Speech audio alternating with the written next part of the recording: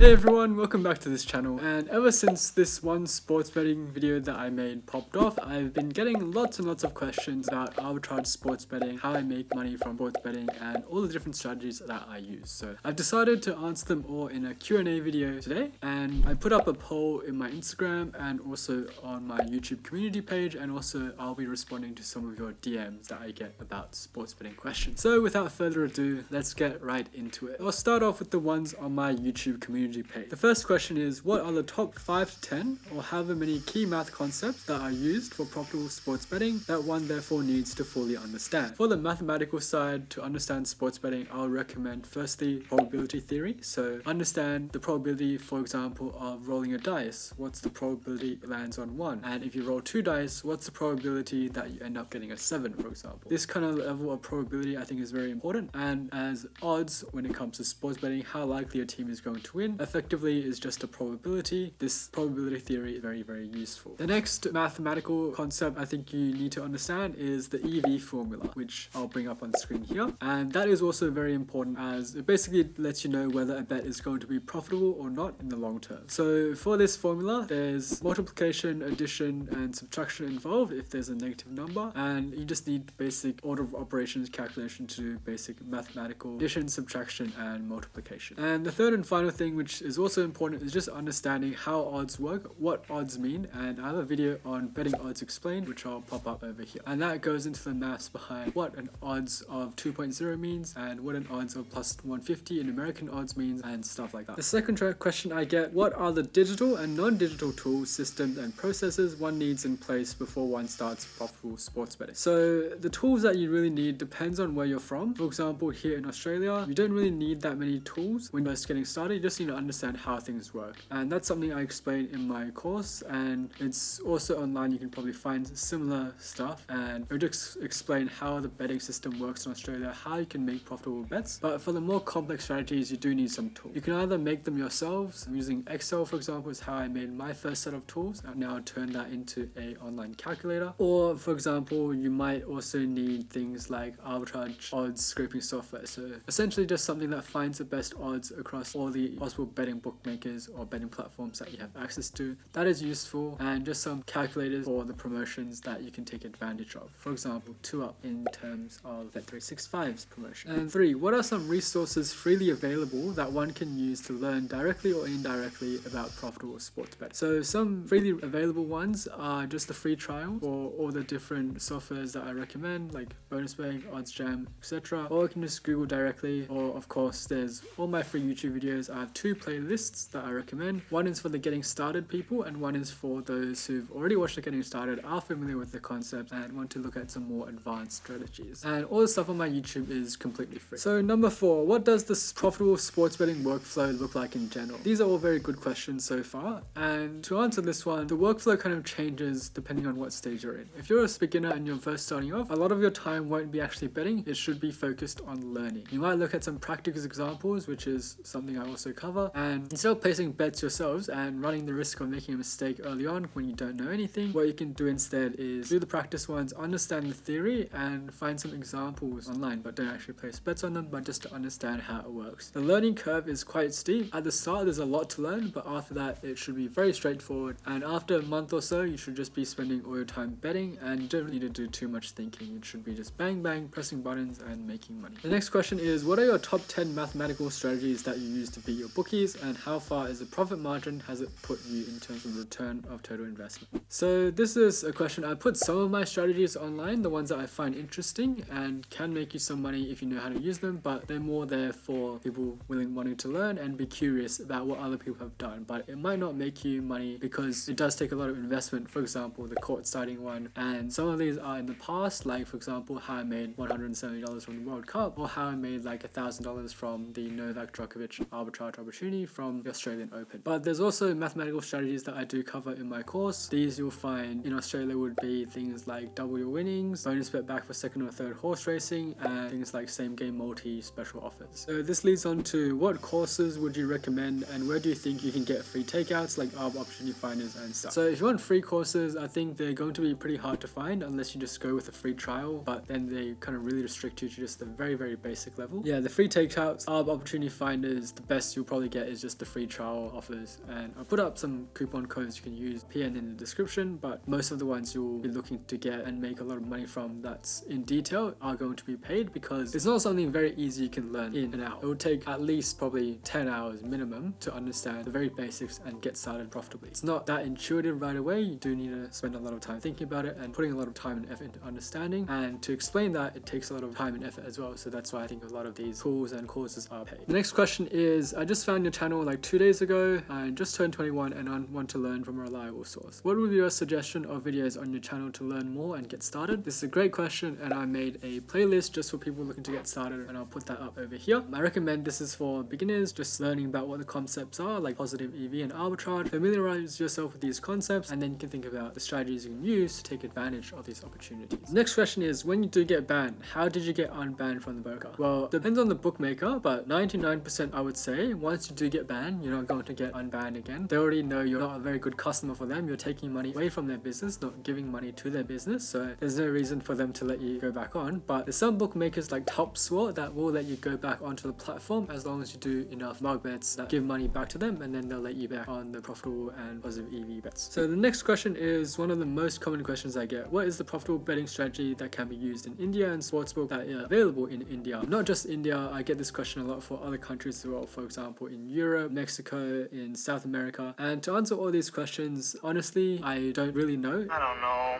exactly what bookmakers you have access to, because the strategies that will work for you really depend on what bookmakers are available in your country. So for example, in Australia, it's very different to the US as well. So that's why even for my courses, I can't cover America and Australia in the same one. It ends up being two separate courses with targeting the specific bookmakers and the specific opportunities that do exist in their respective countries. And just to point out, my course is currently available for Australia and New Zealand. That's the first course. And the other one is customized for the USA and Canada, where the sportsbooks are like FanDuel and DraftKings. I'm not too sure if it is available or will it be useful for your country. Some of the basic concepts will be applicable, but I'm not sure how specifically targeted it will be. That's something you need to figure out. Depends on what bookmakers you have access to in your country. So if you're asking about whether my course is eligible for you, I can't be certain because I'm not familiar with the bookmakers across all the countries out there. You just need to check whether you have access to things like FanDuel, DraftKings, or the Australian bookmakers like Sportsbet and TAB. For the UK, I think the first two lessons of my Australian course are useful, but the later ones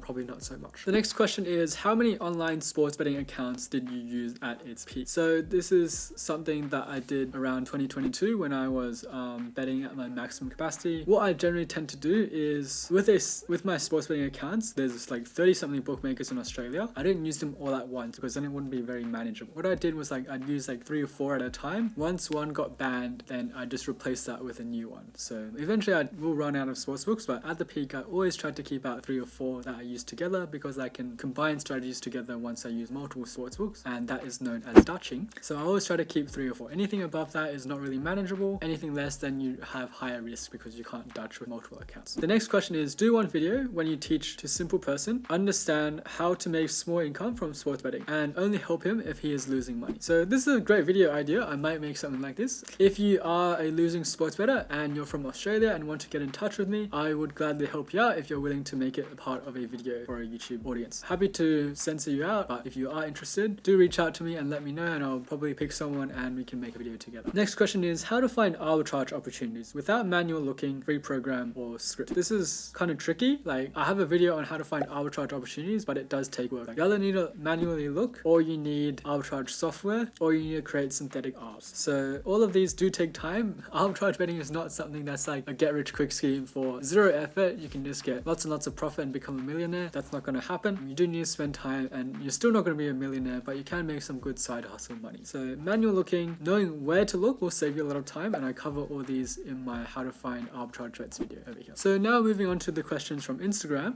Next question is, can you give your picks daily? Or what are some good bets, for example, in the UK? I don't do this because I really believe in the value of education and teaching people how to do it themselves and making sure they really understand understand how it works rather than just giving them the answers. I've always felt this was important ever since school days, and that's why I like to teach people how it works rather than just provide tips. I could probably make a lot more money if I just sold tips like a tipster, and that's, for example, what EdgeAlerter does. They use pretty much the same strategies as I do, but it's a lot easier to just use. You just follow their tips and you don't need to learn or understand how it works, but it does cost a lot more. So I personally don't do that, but if that is something what you're looking for, you can check them out in the description below. The next question is what to do if they do not approve your bets. So this happens quite frequently, especially when you are doing arbitrage and you're betting large sums. So if you're betting like $1,000 or more, it's generally going to get picked up by the bookmaker, and they're going to see, is this a good bet for them or not? As in, are the odds you're getting too good, or are they just bad odds and you're going to be giving them free money in the long term? So if they are good odds and the bookie feels they shouldn't be giving it to you, then they might not let your bet go through, and this can be a problem. So how you can get away with this is you can break the bet down into smaller sections, and for example, when time is important, if the odds are changing really quickly, what you can do if you have two bets to place, because it's an arbitrage and you bet on both sides, then what you can do is have two tabs open side by side on your computer and go bang bang. Once you press the bet on the first one, press bet on the second one at almost the same time, and that will reduce the risk of one bet going through and the other bet with the odds getting changed or just getting cancelled. So that can help reduce the risk, but yes, it does happen. Next question is, in which markets and leagues can we find sure bets the most frequently, or I guess value bets? This really depends on which country you're from. For example, I think it would just be the most popular sports in your country. In Australia, it's probably the Australian football or rugby. There's a lot of profitable opportunities there, and also the horse racing as well, and I think this is quite big in the UK. But for America, it might be something like the NFL or NBA basketball. Next question is, what will happen if I gamble my salary? Well, this is not something I'll recommend. You shouldn't be risking what you can't afford to lose, which is your whole salary, and I don't think the bookmaker will let you bet that much anyways, and if they do let you bet that much, that's not responsible gambling, and they should be stepping in, and you shouldn't be doing that. So yeah, just don't do that. Next question is, how can I win $700 per week consistently? That is quite a high number, but it is possible depending on where you're from, but you do need to spend a lot of time finding arbitrage bets. You also need a higher bankroll. You can't just be making this from $1,000. You probably, to make $700 per week, you probably need at least $5,000 to $10,000 to be able to arbitrage, and it will be consistent for a while, but it won't be consistent for more than a period of a year or more. After a year, like, you're pretty much guaranteed to be restricted on all the platforms, and your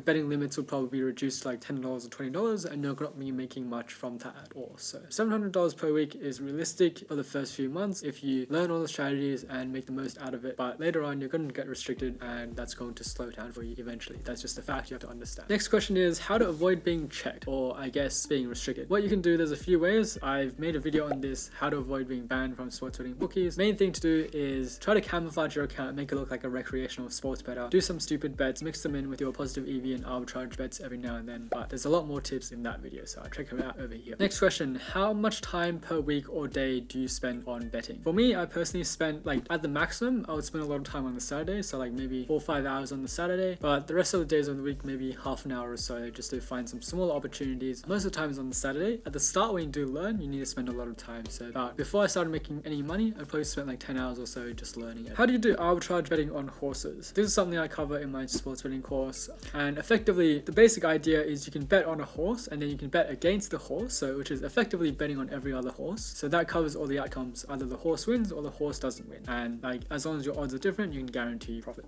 How do you do your taxes? Luckily for me in Australia, my sports betting income is not taxable, so it's considered windfall income because it's probably from just gambling according to the government, and that's actually a really good thing. I don't need to pay tax on my sports betting income, and that's the same as the UK, but if you're, for example, America, you do have taxes on that, so it really depends on your country as well. Next question, can I use VPN for banned bookmakers in my country and do match betting or arbitrage? A lot of bookmakers nowadays can detect a VPN, so you can't do match betting or arbitrage. You just need to use your regular Wi-Fi network or mobile data. Is there a way to sign up to US books while in Australia? No, unless you have a US social security number, which you don't have access to. How I managed to know what the US sportsbooks are like is because I have a friend in the US and we share the screen together we work out how to bet on the US sportsbooks. Next question, best books in America for arbitrage. There's an easy one, FanDuel, DraftKings, BetRivers, BetMGM, Caesars. Next question is, just saw your YouTube video on YouTube and I'm intrigued. I just opened an account with my bookie deposit 100 and made $52 on my first bet. How can I make that more? You can sign up to other bookies. There's multiple bookies in your country and they probably offer similar deposit offers, so you can make more that way. That's probably the first step. Next question is, just just wanted to ask a quick question. Is it worth buying Arb software now, or should I wait for the American sporting seasons to kick off, as that's where most of the opportunities will be? It depends where you're from. If you're in America, maybe you can wait. If you're in Australia, there's the AFL, NRL, and of course there's the horse racing year round, so it really depends. Next question is, hey Shane, found you from YouTube, just wondering, do you only do Arb betting or also value betting? By value betting, I assume you mean positive EV betting, and yes, I do both, depending on what kind of opportunities I'm looking for and what is available and whether I can hedge it or not. So yes, I do a combination of both. So that's it for this video. That's all the questions I've got so far. If you have more questions, feel free to leave them down in the comments below, and I'll have a read through all the ones in the first 24 hours and reply to those. So hopefully you guys learned something that will be useful in helping you get started in your betting journey. Leave a big like down below and subscribe to this channel to not miss out on my other sports betting content. And as always, I'll see you guys in the next video.